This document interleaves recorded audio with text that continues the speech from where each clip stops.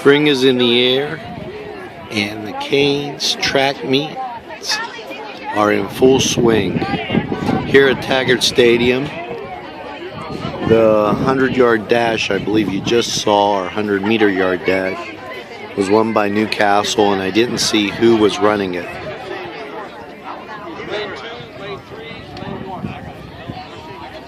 They're going back for their next race.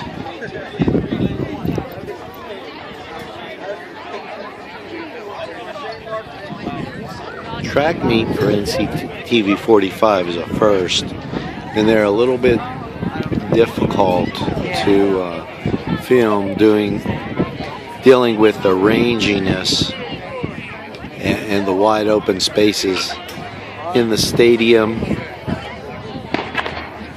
Here we go with the next 100-yard dash.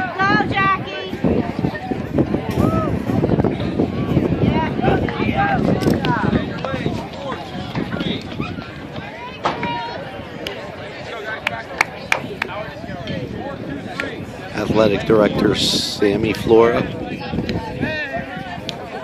taking care of business.